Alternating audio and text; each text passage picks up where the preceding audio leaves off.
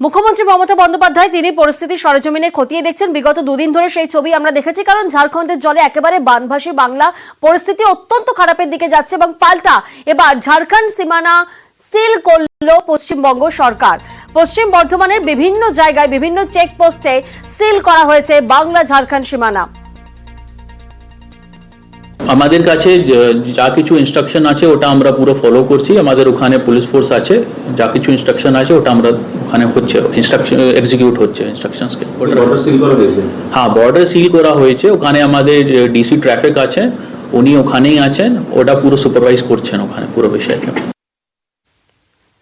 প্রতিনিধি দীপক এই মুহূর্তে আমাদের সঙ্গে রয়েছেন। দীপক, পশ্চিমবঙ্গ ঝাড়খণ্ড সীমানা সিল করা হয়েছে, কোন কোন চেকপোস্টে এই সিল জারি হয়েছে?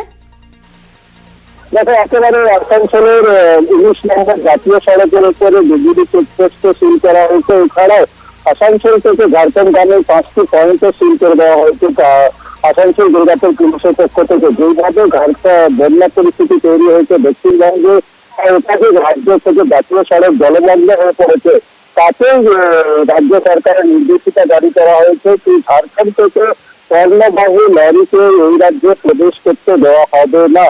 জরুরি পরিষেবা ছাড়া কোনো গাড়ি এই রাজ্যে প্রবেশ করবে না।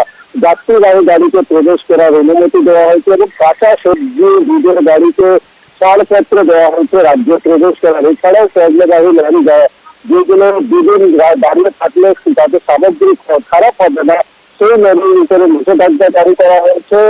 এবং আজ দ্বিতীয় দিন গতকাল সন্ধ্যে 6টার পর থেকে এই নির্দেশ কার্যকারী করা হয়েছিল এবং আর দ্বিতীয় দিনে কিন্তু ঠিক একইভাবে আসানসোল দুর্গাপুর পুলিশ বিভিন্ন সীমান্তে দাঁড়িয়ে রয়েছে এবং বিশেষ নজরদারি চালাচ্ছে সীমানা সিল করা হবে। পুলিশ জানিয়েছে পরিস্থিতির উন্নতি হলে রাস্তা থেকে জাতীয় সড়ক থেকে রাজ্য সড়ক থেকে জল নেমে গেলে তাতে গাড়িকে ছাড়পত্র দেওয়া হবে এই রাজ্যে প্রবেশ করার জন্য। যতক্ষণ রাস্তা জলমগ্ন হয়ে থাকবে ততক্ষণ এই সব ভারী যান চলাচল পণ্যবাহী লরিতে এই রাজ্যে প্রবেশ করার কোনো অনুমতি দেওয়া হবে না। একেবারেই